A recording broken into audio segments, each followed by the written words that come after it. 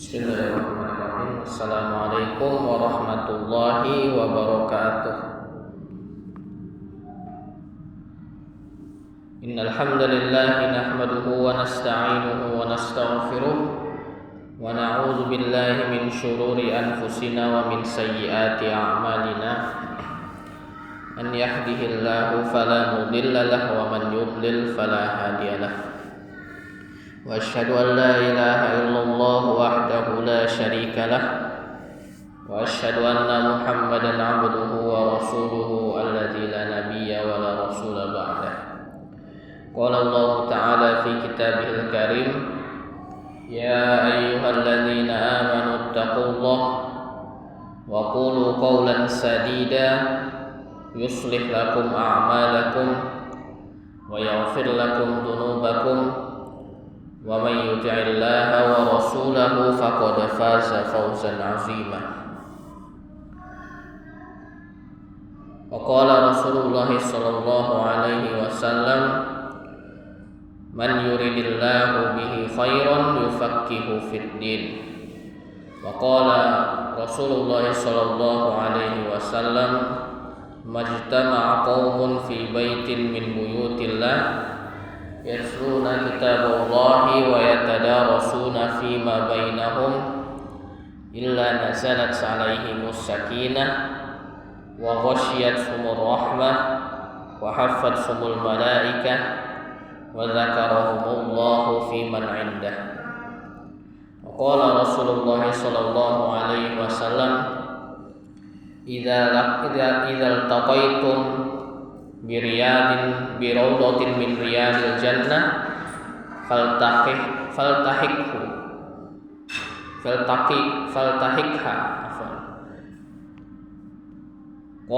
Qalu ya Rasulullah, ma rawdatun min riyadil jannah? Qala majalisul ilm.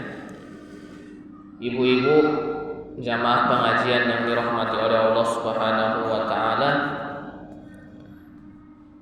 kami ucapkan selamat datang di salah satu di antara taman-taman surga yang telah Allah bentangkan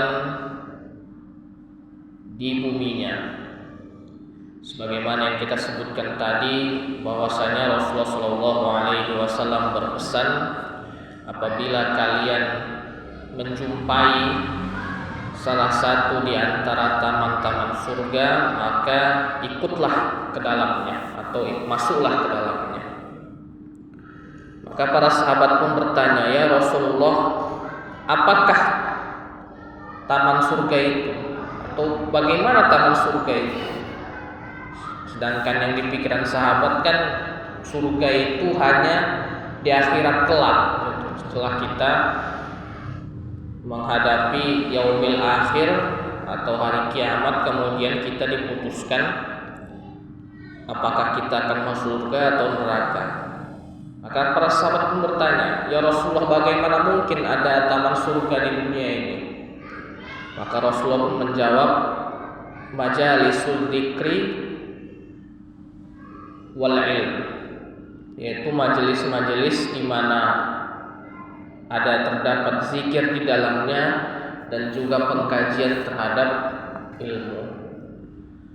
Syekhul Islam Ibnu Taimiyah pernah menyatakan atau dinukil oleh Ibnu Qayyim dalam kitab Rawdatul Muhibbin, beliau menyebutkan, barang siapa yang tidak pernah mencicipi salah satu di antara taman surga di dunia ini, maka dia tidak akan mencicipi taman surga kelak di akhirat. Maka beliau pun ditanya oleh para muridnya, bagaimana mungkin hal tersebut bisa terjadi wahai Syekh?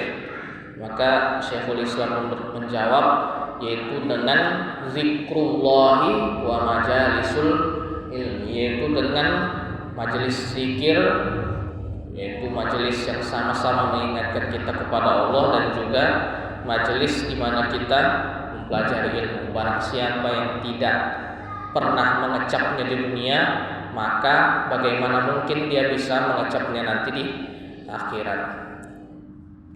Baik, ibu-ibu yang dirahmati oleh Allah Subhanahu wa taala, kita telah sampai kepada pembahasan yaitu hadis ke-12 yang temanya adalah fikih janais atau fikih-fikih yang berkaitan dengan jenazah dan keutamaan melayat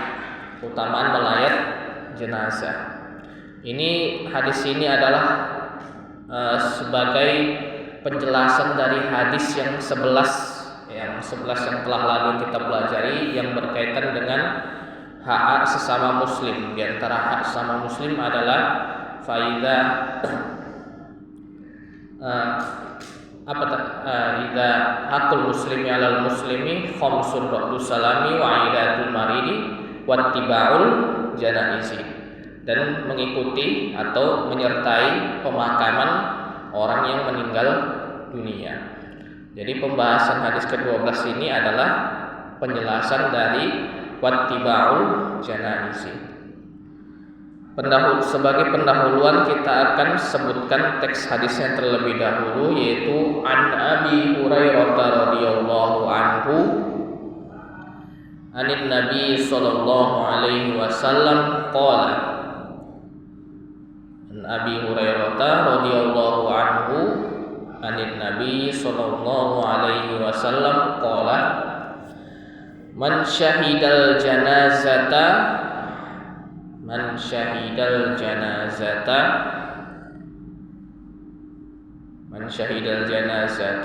hatta yusalla 'alaiha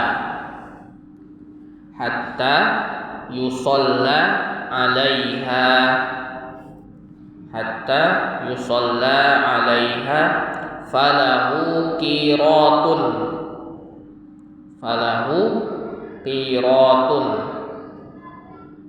wa man syahidaha hatta tudfan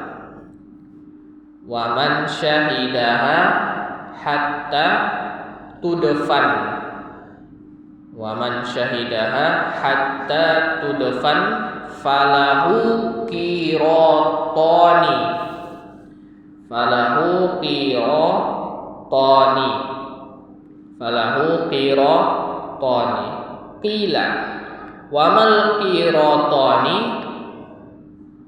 qila wamal qiratani qala mislul jabalainil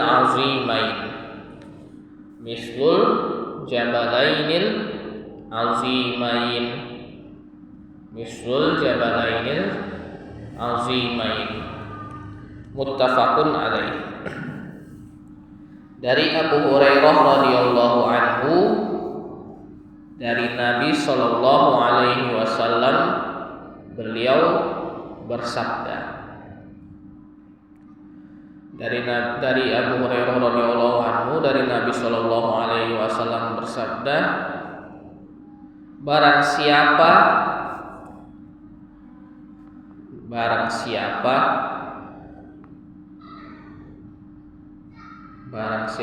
yang melayat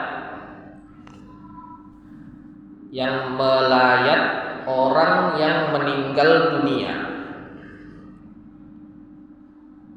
Barang siapa yang melayat orang yang meninggal dunia sampai selesai disolatkan.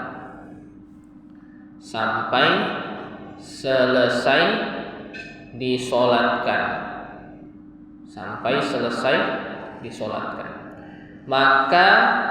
baginya satu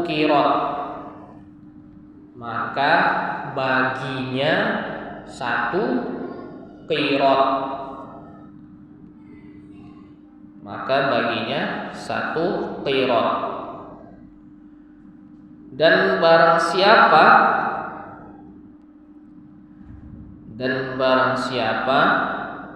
yang melayatnya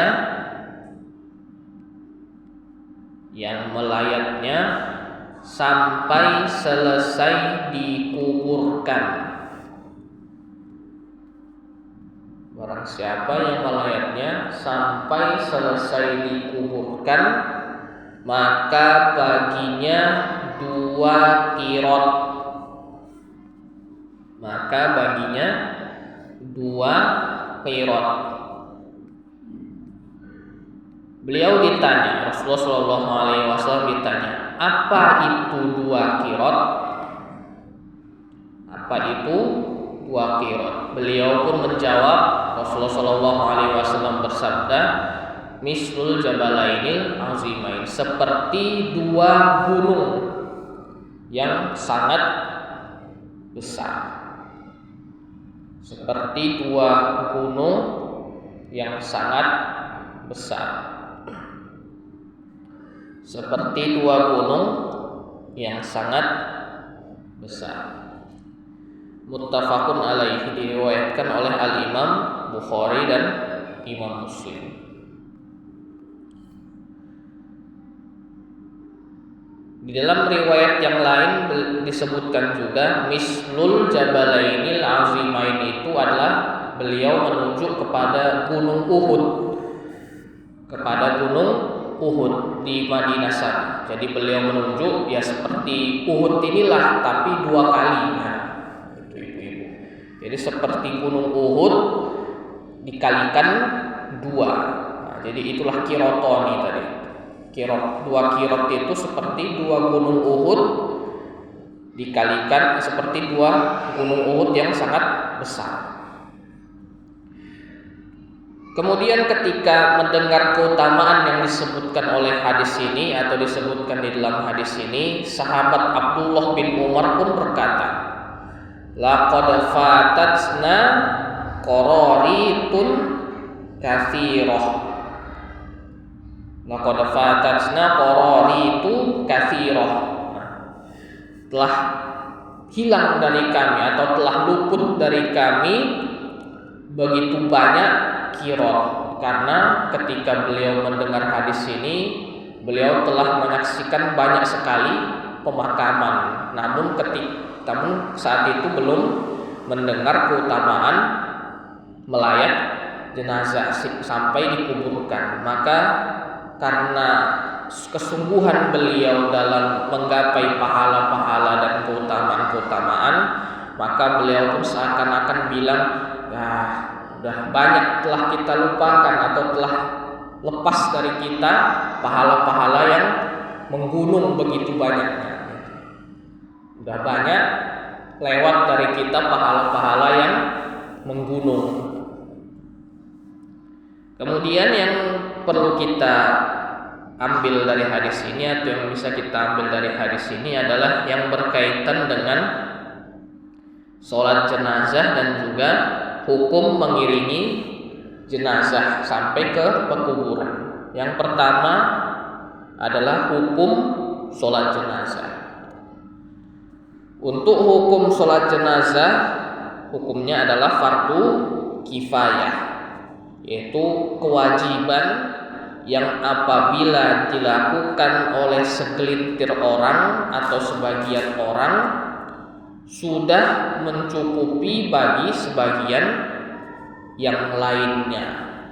Jadi sebagian orang ini melakukan fardu, yang lainnya apabila ikut juga melakukannya, maka itu terhitung sebagai sunnah.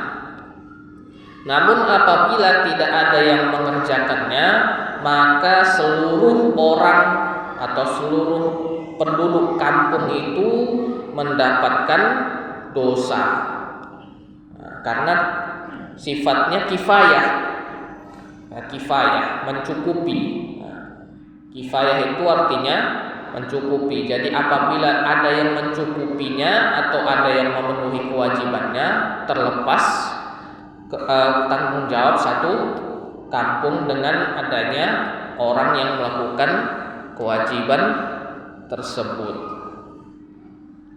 Sebagaimana sabda Rasulullah SAW yang diriwayatkan oleh sahabat Salamah bin Aqwa radhiyallahu taala anhu.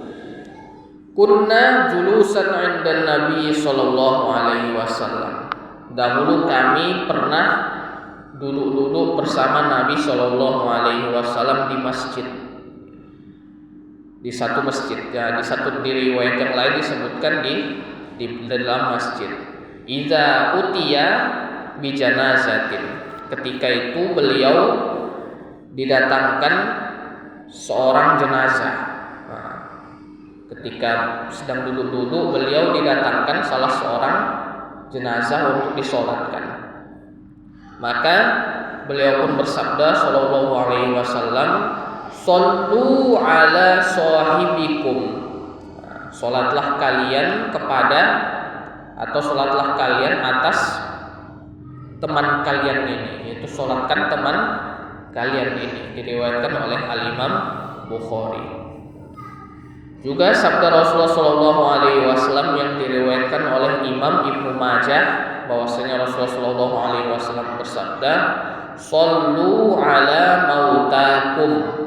Shallu ala mautakum. Salatlah kalian atas orang-orang yang meninggal di antara kalian. Jadi para imam di sini menerjemahkan atau mengartikan mautakum di sini adalah orang-orang yang beriman.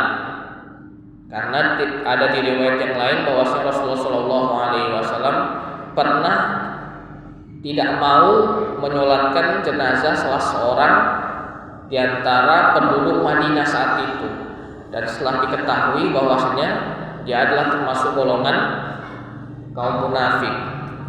Dan begitu pula dengan sahabat Hudzaifah Ibnul Yaman, itu yang mendapat gelar penjaga rahasia Rasulullah.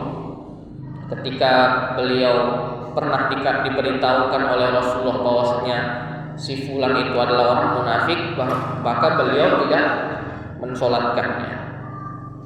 Maka mautakum di sini maknanya adalah orang yang beriman.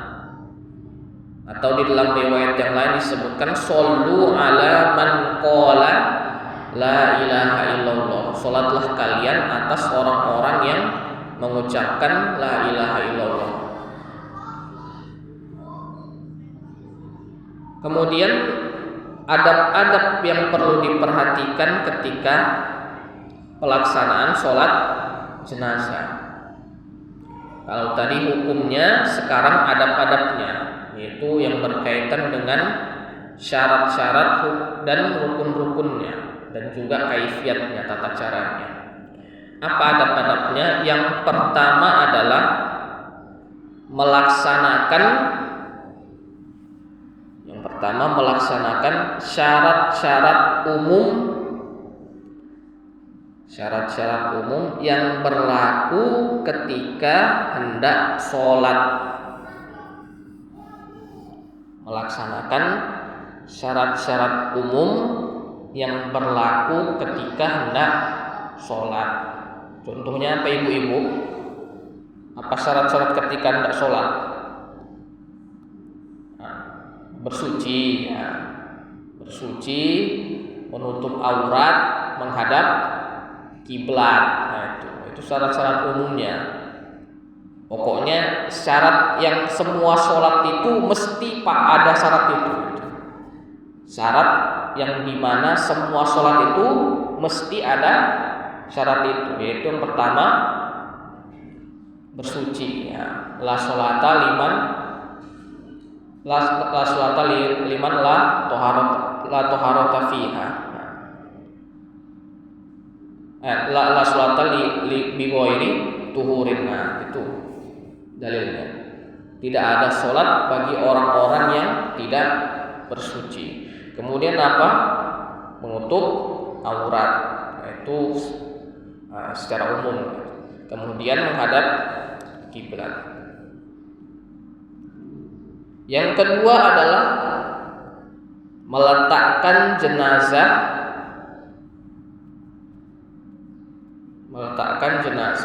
di posisi depan searah kiblat.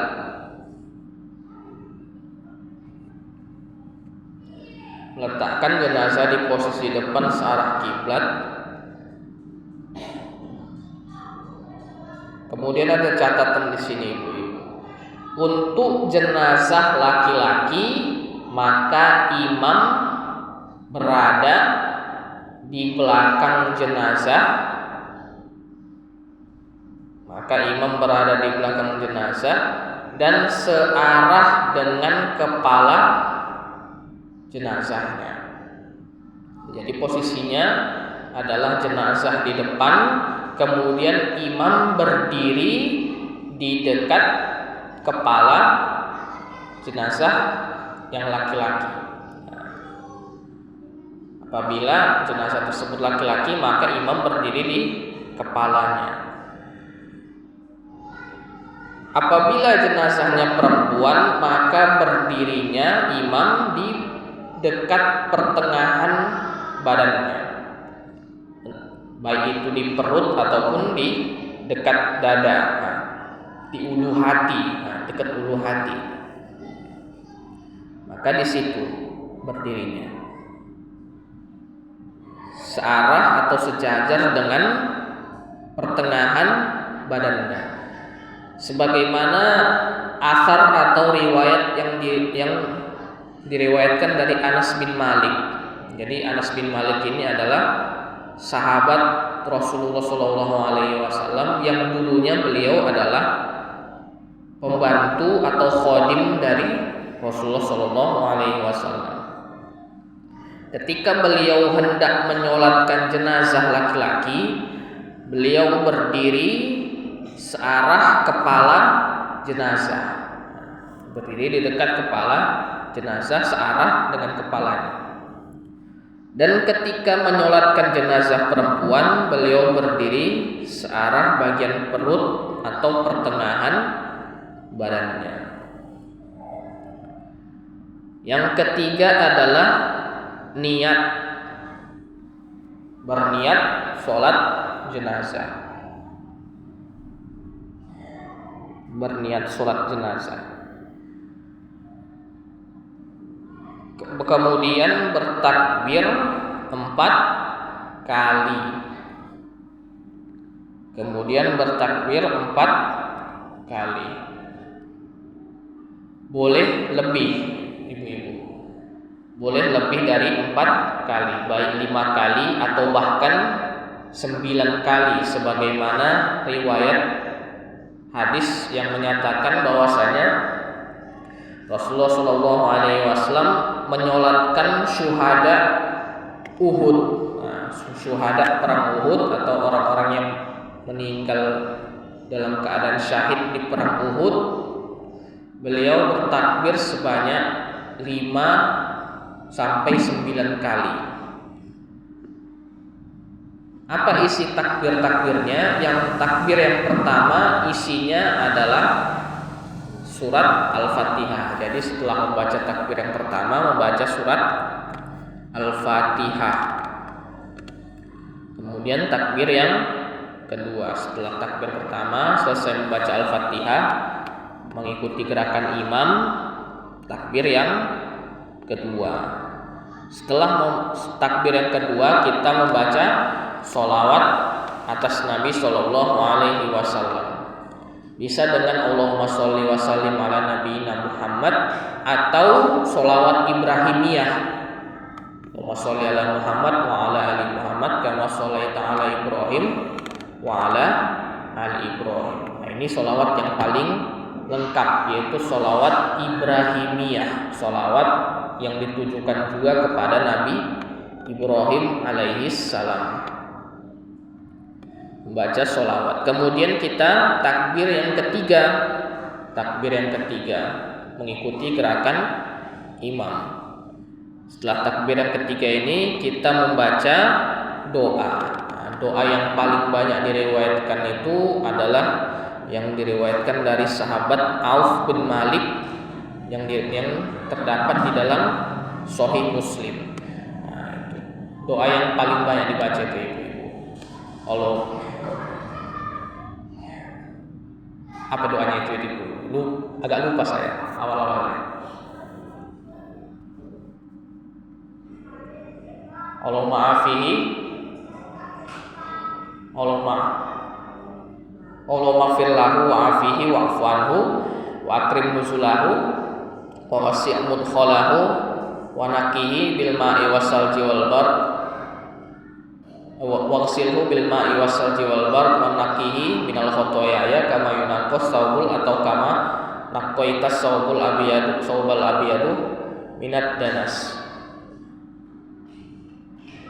wabdilhu daron khairan min darihi wa zaujan atau zaujatan khairan min zaujihi dan seterusnya. Itu kemudian mengganti domirnya juga. Untuk domir yang laki-laki pakai domir hu, kalau yang perempuan pakai domir ha. Nah, itu mengganti kata gantinya, kata ganti untuk jenis kelamin si mayit. Kemudian takbir yang keempat. Takbir yang keempat ini doanya bisa bebas, tergantung ibu hafal doa yang mana gitu.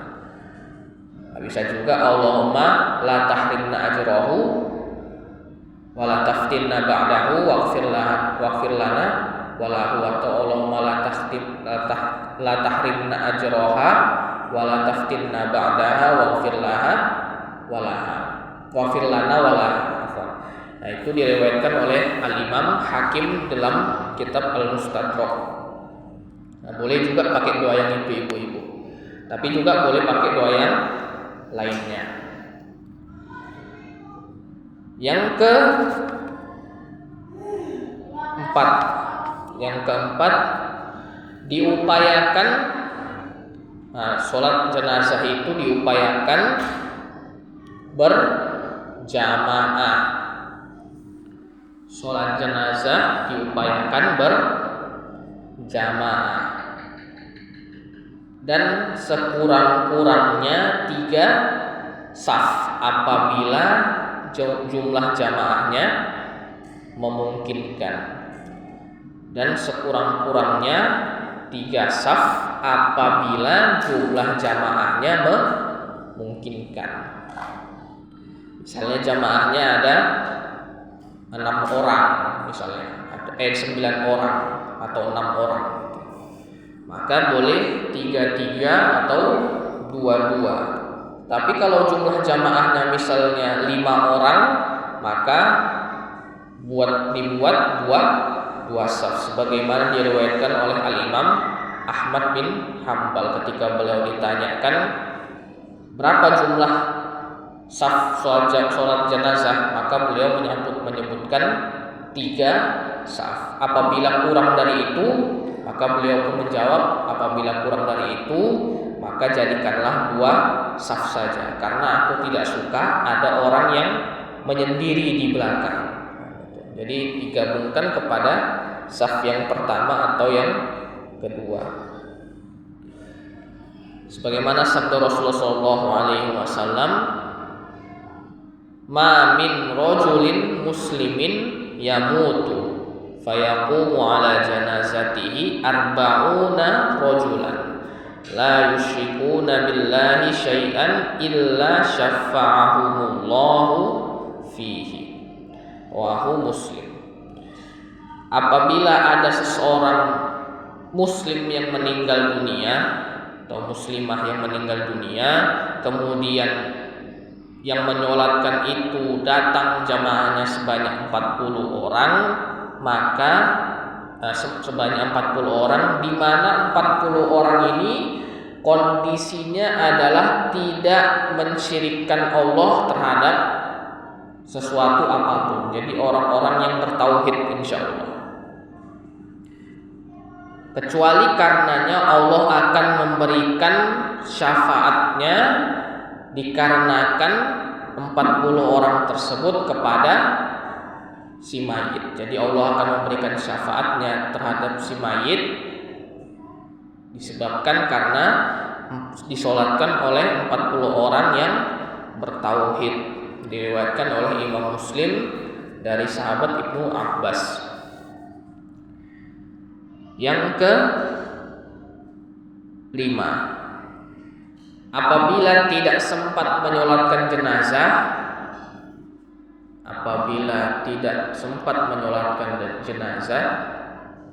dan jenazah sudah selesai dikuburkan.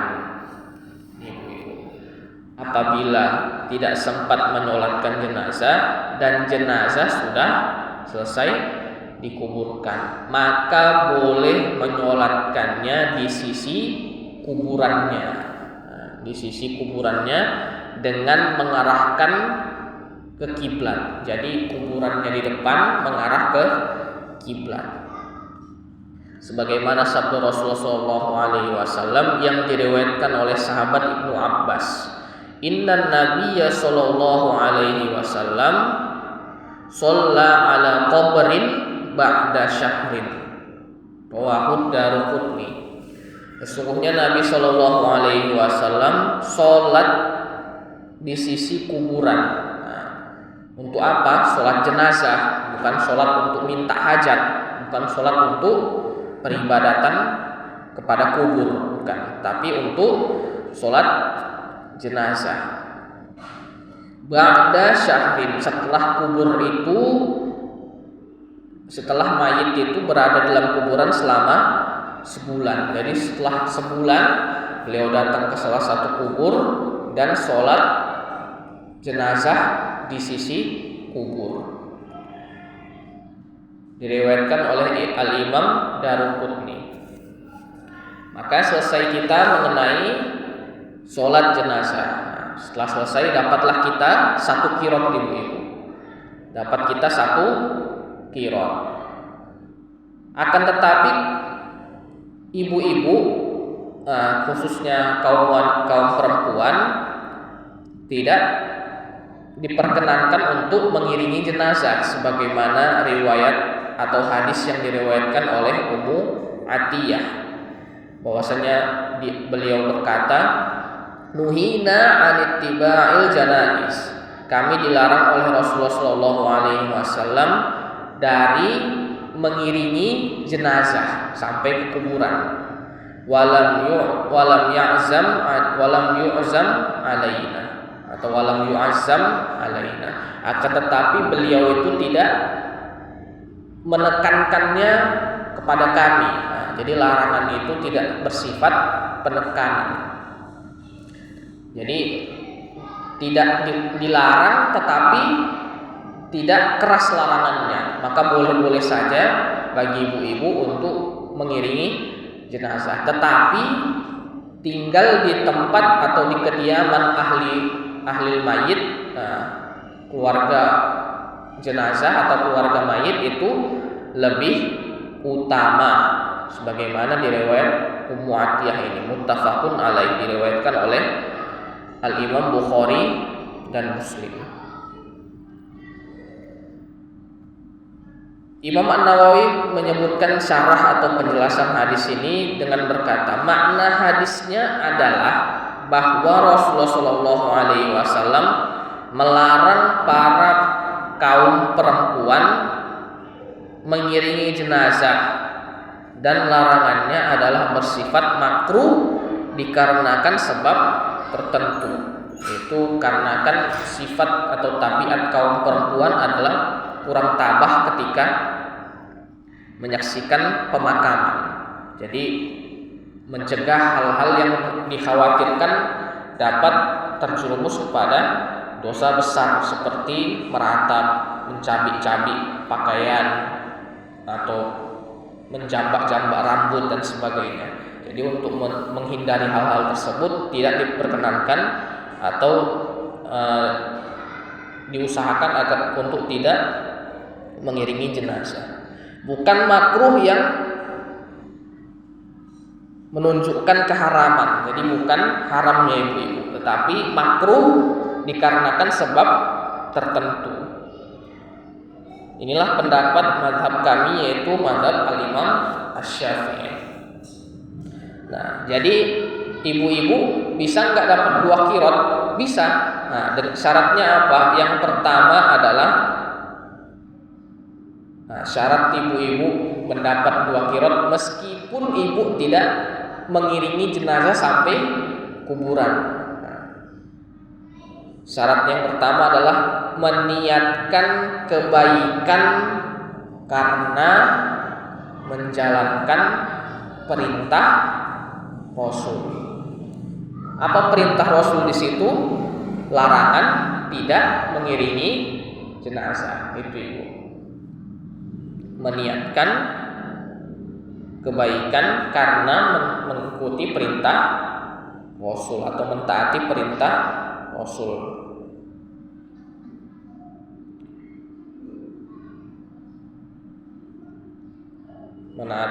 Meniatkan kebaikan karena menaati perintah Rasul serta mendoakan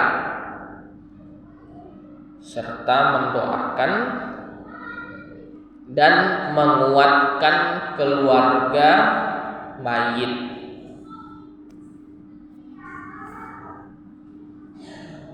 Serta mendoakan dan menguatkan keluarga mayit hingga selesai proses penguburan atau selesai proses pemakaman.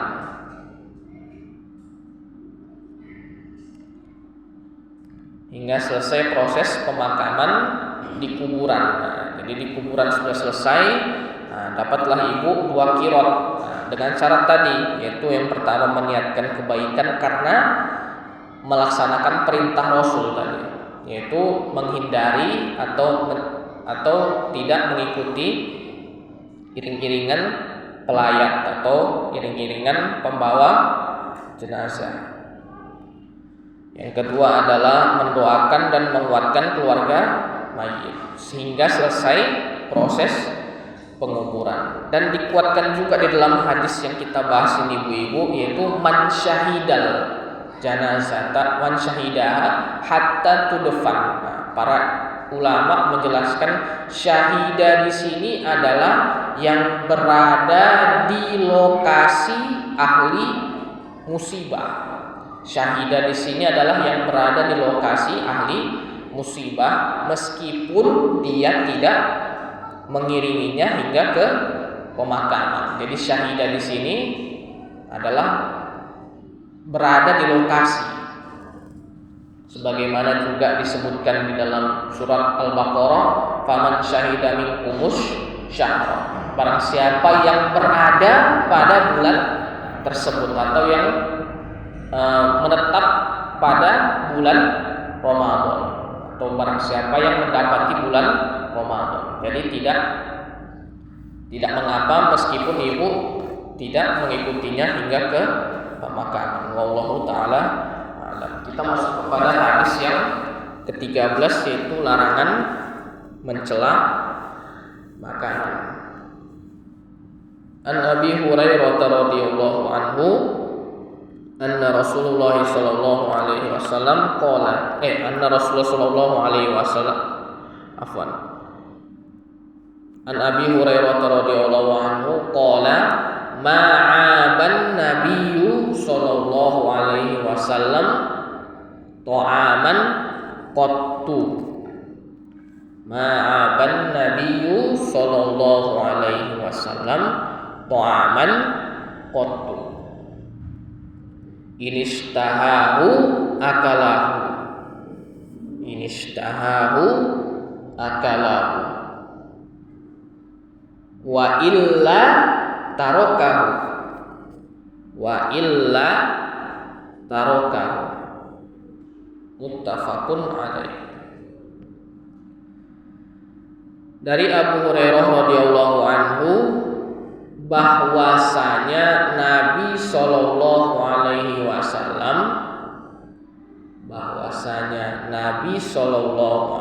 wasallam sama sekali tidak pernah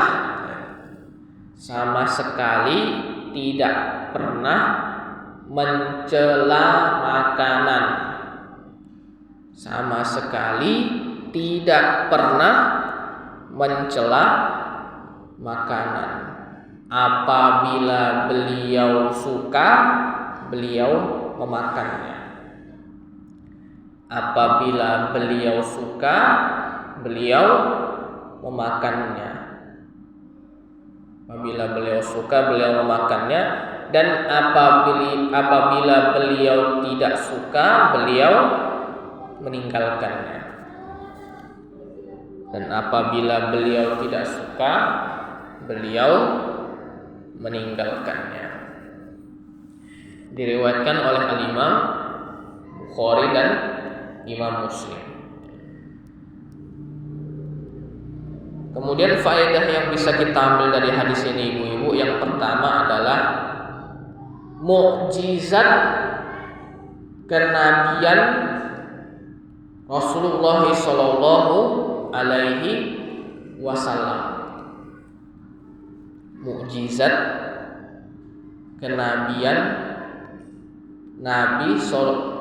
kenabian Rasulullah Shallallahu Alaihi Wasallam, di mana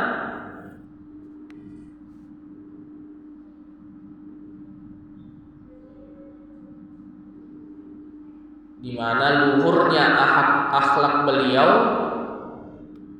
yang sama sekali tidak pernah mencela makanan. Di mana luhurnya akhlak beliau yang sama sekali tidak pernah mencela makanan. Di mana luhurnya akhlak beliau yang sama sekali tidak pernah mencela makanan. Ini mukjizat, ibu-ibu. Karena apa? Karena manusia yang paling baik sekalipun, gitu, manusia normal pada umumnya yang baik sekalipun pasti dalam sehari semalam itu ada sedikit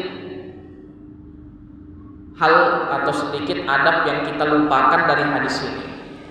Misalnya apa? Sebagaimana disebutkan oleh Al-Imam An-Nawawi dalam kitab Majmu' atau kitab Syarah Muslim kalau nggak salah, beliau menyebutkan bahwasanya ukuran orang-orang yang mencela makanan itu bahkan sampai kepada level ini keasinan. Nah, itu berkata ini keasinan, ini makanannya kok keasinan. Nah, itu sudah level mencela makanan, ibu-ibu, sebagaimana disebutkan oleh Al-Imam An-Nawawi.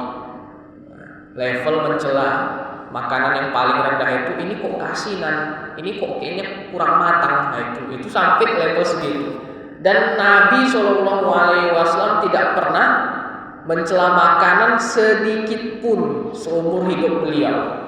Mulai dari beliau itu taruhlah diangkat jadi Nabi di usia 40 tahun sampai beliau meninggal, beliau sama sekali tidak pernah mencela makanan. Nah, itu satu mukjizat kenabian dan luhurnya akhlak beliau. Karena susah ini, ibu. Ini hadis yang paling susah untuk kita amalkan sebenarnya. Karena kita makan sekurang-kurangnya 3 kali sehari. 3 kali sehari. Dalam 3 kali sehari itu berapa banyak kita cicipi makanan? Kita cicipi makanan, kita cicipi lauk-lauknya. Pastilah ada terbetik di lisan kita itu kata-kata yang sebagaimana disebutkan Imam An-Nawawi tadi. Entah itu keasinan, entah itu dagingnya kok alot kali, entah itu kemanisan, entah itu macam-macam lain yang berkaitan dengan rasa makanan atau bahkan warnanya. Misalnya buat soto, santannya kok pecah. Nah, itu santannya kok pecah, jadi tampilannya kurang menarik. Nah, itu termasuk juga sebagaimana disebutkan Imam An-Nawawi tadi. Nah, jadi berapa banyak dalam sehari semalam itu kita mengkonsumsi makanan atau minuman yang kita tidak mencela makanan atau minuman di dalam satu hari itu. Pasti susah ini, karena inilah keagungan atau bukti mukjizat bahwasanya Rasulullah itu betul-betul seorang nabi yang mulia, yang punya akhlak yang demikian agung, sebagaimana Allah sebutkan di dalam surat Al-Qalam, wa innaka la'ala khuluqin azim. Dan sesungguhnya engkau memiliki akhlak yang begitu agung, dan di antara agungnya akhlak beliau itu adalah seumur hidupnya beliau tidak pernah mencela makanan. Apabila beliau dihidangkan suatu makanan, tidak suka beliau tinggalkan, suka beliau makan. Itu ibu-ibu yang pertama, bukti mukjizat agungnya akhlak Rasulullah Shallallahu Alaihi Wasallam. Yang kedua adalah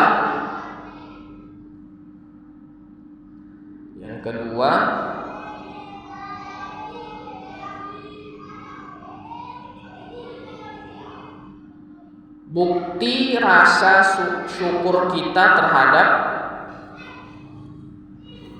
nikmat Allah yang berupa makanan. Bukti rasa syukur kita terhadap nikmat Allah yang berupa makanan. Bukti rasa syukur kita kepada Allah atas nikmat yang berupa makanan. Jadi dengan kita tidak mencelanya dan bahkan memuji Allah, bismillah, ketika kita di awal makan, dan alhamdulillah ketika kita selesai makan, itu kita termasuk ke dalam hamba-hamba yang bersyukur atas nikmat Allah Subhanahu wa taala, terutama yang berkaitan dengan makanan. Yang ketiga, ibu-ibu, faedahnya adalah adab mulia kepada yang memasak makanan. Adab mulia kepada yang memasak makanan.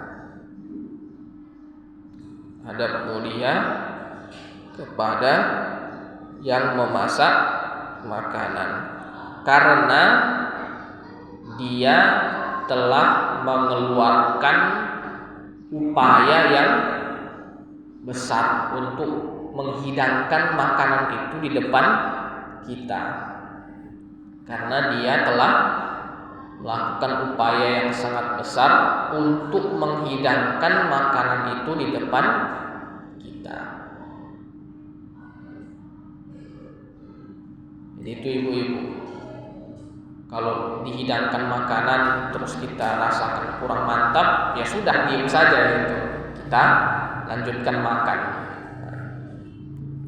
Karena apa? Itu adalah upaya kita untuk menghargai usaha orang yang telah menghidangkan makanan itu di depan kita, meskipun yang namanya usaha itu ada kurangnya, itu ada kurang cocoknya di diri kita. Kemudian yang keempat,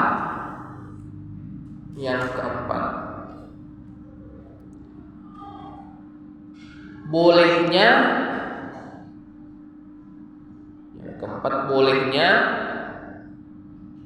memberikan pendapat.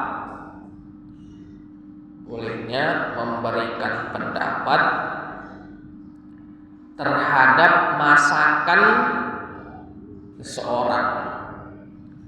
Bolehnya memberikan pendapat terhadap masakan seseorang dengan catatan. Bolehnya memberikan pendapat terhadap masakan seseorang dengan catatan. Yang pertama, diminta oleh yang memasak.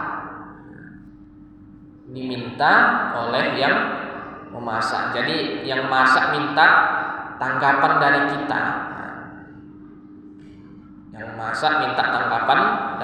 Kalau tidak diminta, tidak usah kita memberikan pendapat kita. Yang pertama, ibu. Yang kedua adalah menggunakan kata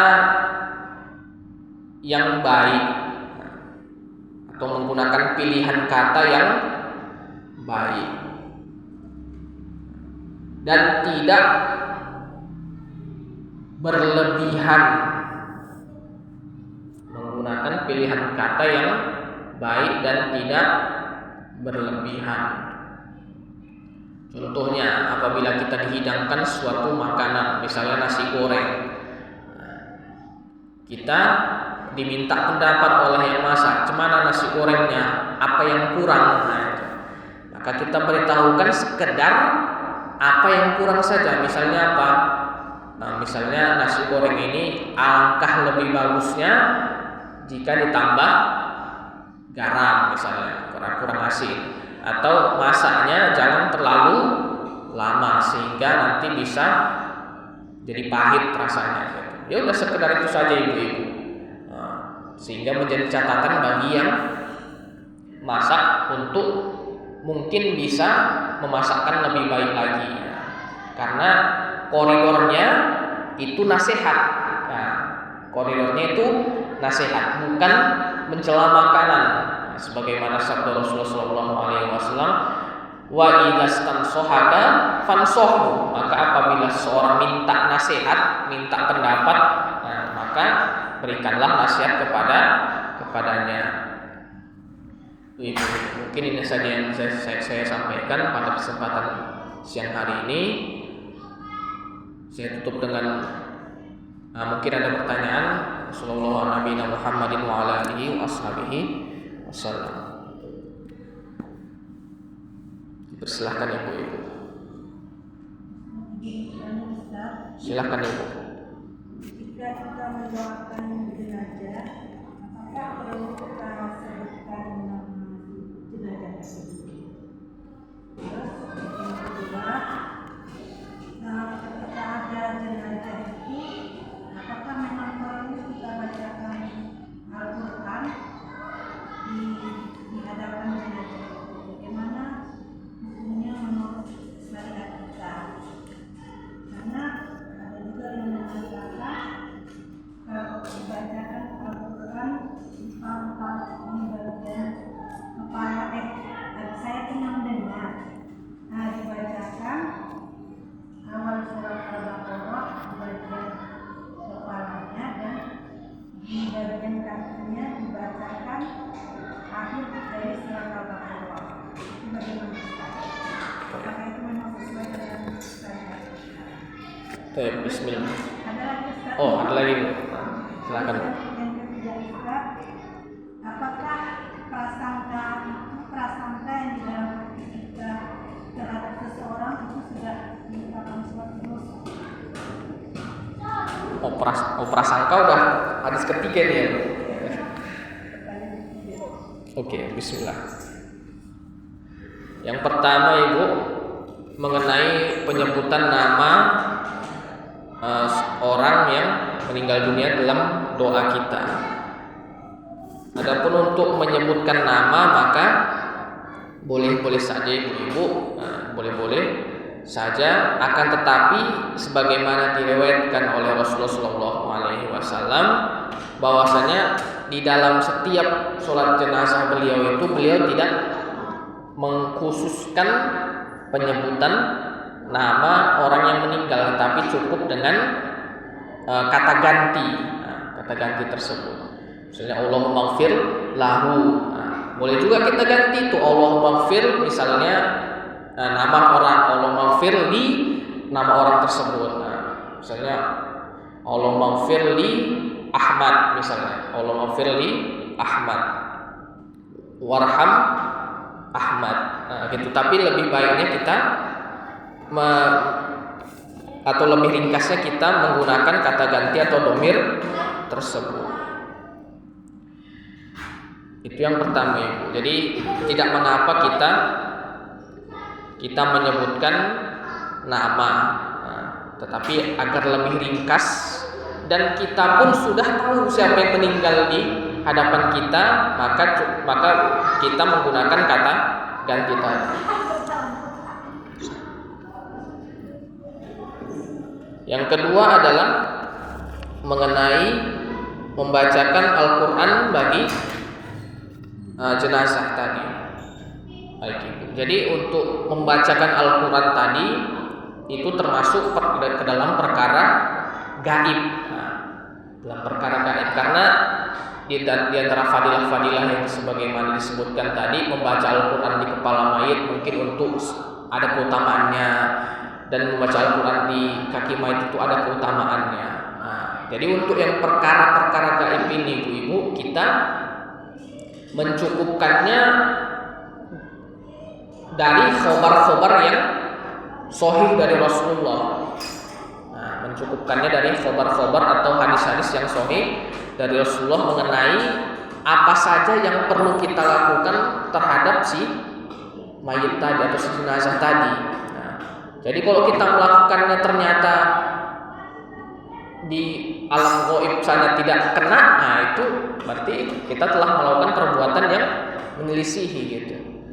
Nah, jadi membaca Al-Quran itu boleh, tapi kondisinya perlu kita pertimbangkan. Misalnya membaca Al-Quran selepas mayit itu dikuburkan, dengan apa? Dengan catatan bacaan Al-Quran ini sampai kepada mayit, insya Allah sampai apabila yang membacanya itu anak yang soleh misalnya, atau anggota keluarga yang soleh juga gitu. Dengan niat apa? Mengamalkan apa yang telah mayit ajarkan gitu.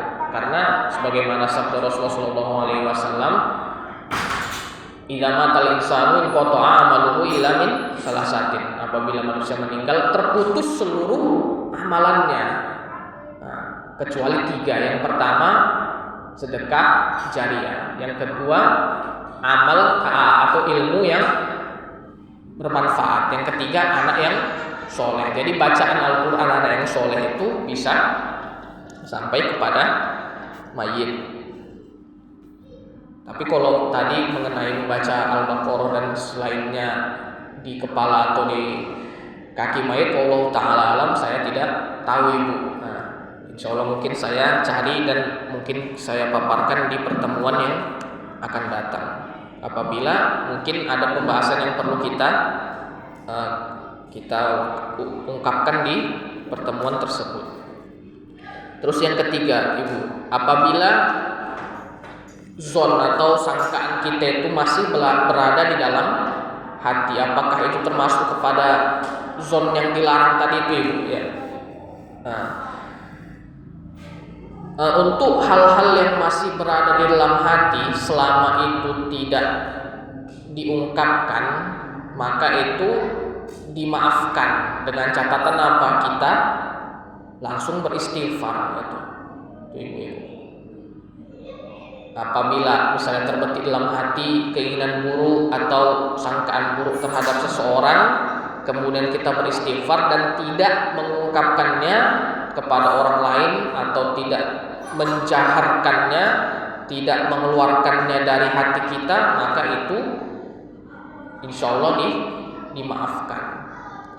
Nah, jadi itu cukup dengan istighfar. Apabila telah keluar dan telah kita sampaikan kepada orang, maka tanggungannya lebih berat, ibu-ibu. Karena apa? Karena yang pertama kita istighfar kepada Allah, dan yang kedua adalah minta maaf kepada orang yang kita sangka buruk tadi. Nah, itu jadi lebih berat ya tanggungannya. Nah, jadi yang pertama cukup beristighfar tadi apabila masih berada dalam hati, dan yang kedua apabila sudah keluar maka istighfar dan minta maaf kepada orang-orang yang kita sangka buruk tadi. Ini itu saja, ibu. Allah Ta'ala a'lam.